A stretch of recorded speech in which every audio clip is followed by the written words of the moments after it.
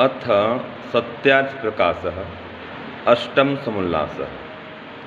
अब हमारा स्वाध्याय का क्रम आगे बढ़ता है। आज हम पढ़ते हैं प्रश्न में जैसे इस देश में मनुष्य आदि सृष्टि की आकृति अवयव है, वैसे ही अन्य लोकों में होगी व विपरीत। ये प्रश्न आया। जैसे यहाँ पर मनुष्य हैं, क्या सभी लोक लोकांतर में ऐसे ही होंगे या कोई भिन्नता होगी? तो उत्तर देते स्वामी जी, कुछ कुछ आकृति में भेद होने का संभव है, तो आकार में कुछ परिवर्तन हो सकता है। जैसे इस देश में चीने, हबसी और आर्यावर्त यूरोप में अवयव और रंग रूप आकृति का भी थोड़ा थोड़ा भेद होता है, इसी प्रकार लोक लोकांतरों में भी भेद होते हैं। परंतु जिस जाति की जैसी सृष्टि इस देश में है, वैसी जाति ही की सृष्टि अन्य लोकों में भी है। जिस जिस शरीर के प्रदेश में नेत्र आदि अंग हैं, उसी प्रदेश में लोकांतर में भी उसी जाति के अवयव भी वैसे ही होते हैं। ये स्वामी जी ने कहा कि जो जाति जैसे कि गौ जाति है, जो उसमें हम देखते हैं कि गले में गलकंबल होता है, झब्बेदार पूंछ होती है नीचे इसके, पैर में खुर होते हैं, वैसे ही हर सृष्टि में जाति की गौ जाति की विशेषता होगी। रंग रूप में अंतर हो सकता है, ऊंचाई में, लंबाई में, चौड़ाई में, मोटाई में, आदि आदि में, इसमें तो अंतर होगा। लेकिन वही सिंह रहेंगे, ऐसे ही सिंह रहेंगे, दो सिंह रहेंगे, कहीं चार सिंह नहीं होंगे, ऐसे खुर रहेंगे। तो इसमें कोई भिन्नता आती नहीं है। मनुष्य का जैसे सामने दो आँख हैं, ऐसे हर सृष्टि में दो आँख होंगे, ऐसे कान, ऐसे ही नाक, इसी स्थान में। कभी आगे आँख हो तो कभी पीछे आँख, ऐसा नहीं होता है। दो कान अभी हैं तो कभी सृष्टि में या किसी लोक लोकांतर में चार कान होते हों, ऐसा भी नहीं है। वही होते हैं हर सृष्टि में और हर लोक लोकांतर में। रंग रूप अंतर हो सकता है इसमें। चीन के लोग हैं, आँख कैसे होते हैं उनके, छोटे छोटे आँख होते हैं। यूरोप के लोग के भूरे भूरे आँख होते हैं, बहुत सफ़ेद होते हैं। अफ्रीका में लोग बहुत काले होते हैं, ऊंचे ऊंचे होते हैं। ये अंतर तो यहाँ भी होता है, जैसे वहाँ भी अंतर हो सकता है। तो प्रमाण देते हैं, सूर्या चंद्रमसो धाता यथा पूर्वम अकल्पयत दिवंच पृथ्वींच अंतरिक्षम अथोस्वः। ये प्रमाण दिया कि जैसे सूर्य चंद्र को इस बार बनाया परमात्मा ने, ये सूर्य चंद्र भी ऐसे ही हर बार बनाता है। हर पेड़ पौधा ऐसे बनता है, पीपल, बरगद, नीम, आम, बेर, जो पेड़ आज देख रहे हैं, जैसे देख रहे हैं, जिसे पत्ती की रचना है, ऐसे हर बार रहेगी, कोई अंतर नहीं रहेगा। इसी बात को कहा कि धाता अर्थात परमात्मा ने जिस प्रकार के सूर्य, चंद्र, द्यौ, भूमि, अंतरिक्ष और तत्रस्थ सुख विशेष पदार्थ पूर्व कल्प में रचे थे, वैसे ही इस कल्प में अर्थात इस सृष्टि में रचे हैं, तथा सब लोक लोकांतरों में भी बनाए हैं। भेद किंचित मात्र भी नहीं होता। तो ये प्रमाण दे दिया स्वामी जी ने। इस प्रकार हम ये देखते हैं कि कोई अंतर होता नहीं है। हर सृष्टि में, हर देश में यही समानता रहेगी। तो ये हमने पढ़ा आज के पाठ में। ओम शांति, ओम श्रम। प्यारे भाइयों बहनों, सादर सप्रेम नमस्ते। तो अब हम अंतिम पड़ाव पर पहुंच गए हैं, सत्यार्थ प्रकाश अष्टम समुल्लास के भाग 60 पर। और अब इसके बाद में जो ये भाग 60 है, इसके बाद शायद एक या दो भाग और रह जाएंगे, क्योंकि दो प्रश्नोत्तर हैं। हो सकता है हम उसको एक ही भाग में पूर्ण कर दें। देखते हैं किस तरह से वो एक में होगा या दो में। तो अभी आज का जो प्रश्न है पूर्व पक्ष का नया प्रश्न है, और हम सभी के मन के भीतर भी ये प्रश्न आता ही है कि क्या मनुष्य आदि प्राणियों की आकृति जो इस सृष्टि में है वैसी ही अन्य लोकों में भी होगी या विपरीत होगी? कैसे वहाँ पर लोग होंगे, कैसे वहाँ पशु पक्षी होंगे? ऐसे मन में हमारे में भी प्रश्न उठता है। जैसे कई बार हम सुन लेते हैं ना कि वहाँ पर तो एलियन होते हैं या परियां होती हैं, ऐसे सुनने में आता है। पता नहीं कैसे लोग होते होंगे, लेकिन वो सब अभी तक मैं मिले नहीं हैं। ये जो जिनको एलियन वेलियन कहते हैं वो तो कुछ और ही होता है, क्योंकि हम अपने इस सौर परिवार के बारे में भी पूरी खोज नहीं कर पा रहे हैं। प्रयास कर रहे हैं वैज्ञानिक, मंगल ग्रह पे भी गए हैं, वहाँ पर भी यान भेजा है और वहाँ से भी मिट्टी का पता चला है, लाल ग्रह उसे कहते हैं। और चंद्रमा के ऊपर तो राकेश शर्मा तो प्रथम यात्री गया ही था, उसके बाद भी और भी बहुत सारे वैज्ञानिक हमारे गए हैं, हमारी बहनों ने भी प्रयास किया है। तो बहुत कुछ चीज़ें हमें पता भी चली है वहाँ की मिट्टी का, पानी का, लेकिन वहाँ तो हमको पानी नहीं मिला चंद्रमा पर तो, और ना हवा मिली। लेकिन अब पृथ्वी पर जीवन है, इस सौर परिवार की पृथ्वी पर, तो ऐसा लगता है कि और भी जितने भी अरबों खरबों सौर परिवार में सब में पृथ्वी होगी। क्योंकि पिछली बार सिद्धांति ने ये बता दिया था हमको कि हर क्योंकि परमात्मा का किसी भी काम को करने का उद्देश्य निष्प्रयोजन नहीं होता, अर्थात उसका प्रयोजन ऐसा नहीं हो कि वो सफल ना हो।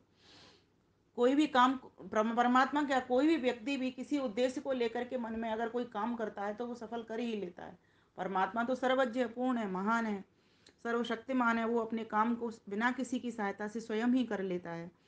तो यहाँ यही बताया गया है कि परमेश्वर की सृष्टि में कोई न तो भूल चूक होती, और जैसे और सभी जीवों के प्रति वो न्याय करता है, क्योंकि उसका स्वभाव न्यायकारी है, दयालु है। कर्मों के जैसे जैसे जिसके फल होते हैं उसी के अनुसार उनको फल देता है, जैसे जैसे जिसके कर्म होते हैं वैसा ही उनको फल प्राप्त होता है। तो सभी प्राणियों के लिए उसने समान सोचा है, ऐसा नहीं है कि हमारा सोच सौर परिवार है उस उनके प्राणियों को वो बहुत सुंदर बना दे, है ना, एकदम अच्छे बना दे और दूसरे लोगों के खराब बना दे, ऐसा नहीं है। पहले भी ऐसी ही सृष्टि रची थी जैसी आज है, और आगे भी ऐसी सृष्टि, ये प्रवाह रूप से ये अनादि सृष्टि है, एक जैसी रचता है, क्योंकि ऋग्वेद में इसका हमको प्रमाण भी मिलता है। और दूसरी बात कि ऐसा भी नहीं है कि यहाँ के मनुष्य दूसरे ढंग से बनाए, जैसे नाक हमारी ऊपर है तो उनकी नाक नीचे मुंह की जगह लगा दे, ऐसा भी नहीं है।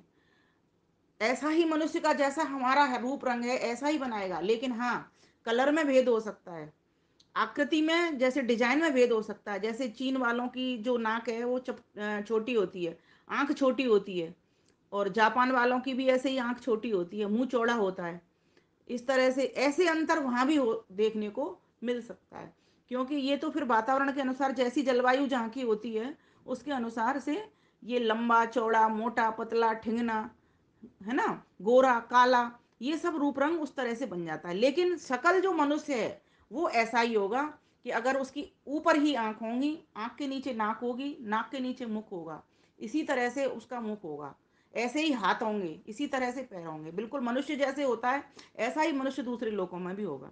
उसी तरह से पशु पक्षी जीव जंतु जैसे यहाँ पर हैं जिस डिजाइन की आकृति के, वैसे ही वहाँ होंगे।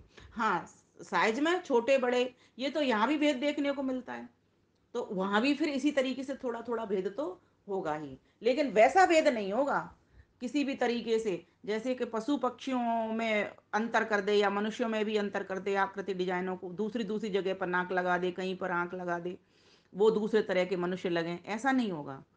इतना यहाँ पर ये बता दिया गया है। तो मैं इसको पूरे को काव्य में कहती हूँ। क्या मनुष्यादि प्राणियों की आकृति अवयव जैसे इस लोक, क्या मनुष्यादि प्राणियों की आकृति अवयव जैसे हैं इस लोक, वैसे ही दूजे लोकों में भी होंगे विपरीत वलोक, वैसे ही दूजे लोकों में भी होंगे विपरीत वलोक। तो क्या मनुष्य आदि प्राणियों की आकृति अभी जैसे इस लोक में है वैसे ही दूसरे लोकों में होंगे, ऐसा हमारे मन के भीतर ये प्रश्न आता है। तो सिद्धांति उत्तर देता है, कुछ कुछ भेद तो यहाँ पर भी हर प्राणी रूप रंग रहता, हम देखते ही हैं, वैसे ही वहाँ पर विभेद तो थोड़ा बहुत अवयव रहता, थोड़ा बहुत अवयव रहता। जैसे किसी की आंख बड़ी, किसी की आंख छोटी, किसी की नाक चपटी, किसी की नाक पतली, किसी की नाक मोटी, है ना, किसी के होठ मोटे, किसी के होठ पतले, किसी के होठ लाल, किसी के होठ काले। इस तरह से तो वहाँ भी अंतर देखने को मिलेगा। जैसे दक्षिण अफ्रीका के लोगों को देखो कैसे देखने में लगते हैं, और स्वामी जी तो खुद ही यहाँ पर लिख रहे हैं कि देखो चीन के लोगों को देखो, हवसी जैसे आर्यावर्त के लोगों को देखो कितने अच्छे होते हैं। तो इस प्रकार से रूप रंग में तो अंतर होता ही है। अंग्रेजों को देखो कितने गोरे गोरे होते हैं। तो इसी प्रकार से वहाँ भी उनके भी अपने सौर परिवारों में जो पृथ्वी होंगी, उन पृथ्वियों में भी वैसे ही लोग होंगे, कहीं गोरे होंगे कहीं काले, लेकिन जो मनुष्य की डिजाइन यहाँ पर है वही डिजाइन वहाँ पर भी होगी, क्योंकि उसके कंप्यूटर में बिल्कुल फिक्स है सारा कुछ। उसी तरीके से वो बनाता है जैसा कि उसने यहाँ का नक्शा बनाया है। हर पशु का, गाय भी वहाँ भी ऐसी होगी, भैंस भी वहाँ भी वैसी ही होगी। तो इस प्रकार से हमको ये समझना चाहिए, क्योंकि परमेश्वर के काम में कोई अन्याय नहीं है और भूल चूक भी नहीं है, क्योंकि परमेश्वर न्यायकारी और पूर्ण है। ये दो बातें पकड़ लीजिए ईश्वर की। कुछ कुछ भेद तो यहाँ पर भी हर प्राणी रूप रंग रहता, वैसे भी वहाँ पर विभेद तो थोड़ा बहुत अवयव रहता। किंतु मनुष्य के जिस तरह के नेत्रंग आदि हैं जिस स्थान, नेत्रंग आदि हैं जिस स्थान, वैसे ही अन्य लोक भी होंगे, क्योंकि प्रभु सर्वज्ञ महान, क्योंकि प्रभु सर्वज्ञ महान। जैसी सृष्टि पूर्व रचे वैसी ही आज व आगे भी, वैसी ही आज व आगे भी, उसके काम में भूल न कोई, ऋग्वेद प्रमाणित करता यही, ऋग्वेद प्रमाणित करता यही। क्या? सूर्या चंद्रमसौ धाता, संध्या में गाते हैं ना, सूर्या चंद्रमसौ धाता, यथा पूर्वम अकल्पयत्, यथा पूर्वम अकल्पयत्, देवं च पृथिवीं च अंतरिक्षं, देवं च पृथिवीं च अंतरिक्षं, अथो सः, अथो सः भूर्भुवः भूर्भुवः। तो इस प्रकार से यह बता दिया कि, और स्वामी जी तो ऋग्वेद के ही प्रमाण प्रमाण किसी भी बात को प्रमाण के द्वारा ही बताते हैं या तर्क के द्वारा बताते हैं। इसके आगे वो अपनी बात तो कुछ कहते ही नहीं है, क्योंकि उन्होंने इतने शास्त्रों को पढ़ा है और वेदानुकूल जो आर्ष ग्रंथ हैं उनको निकाल निकाल करके हमारे समक्ष, उनमें से मोती चुन चुन करके हमारे समक्ष लाए हैं, और हमारे अज्ञान को मिटाने का उन्होंने भरपूर प्रयास किया है इस तरह से प्रश्नोत्तरी के माध्यम से। तो कहा, सूर्य चंद्र द्यौ भूमि अंतरिक्ष सुख पदार्थ रचता वहां भी त्यों, वहां भी उसी प्रकार से रचता है जैसे यहाँ पर बनाया है। जैसे हमको ये दुनिया देखने में लग रही ना, ऐसी दुनिया उसने वहां भी रचाई है।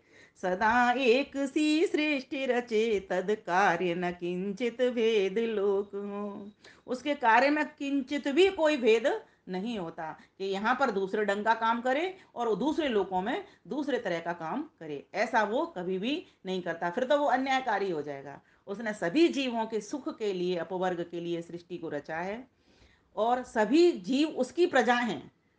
ठीक है, चाहे जड़ हो, जड़ भी उसकी प्रजा है और चेतन भी उसकी प्रजा है, पशु पक्षी भी उसकी प्रजा है, मनुष्य आदि भी उसकी प्रजा है।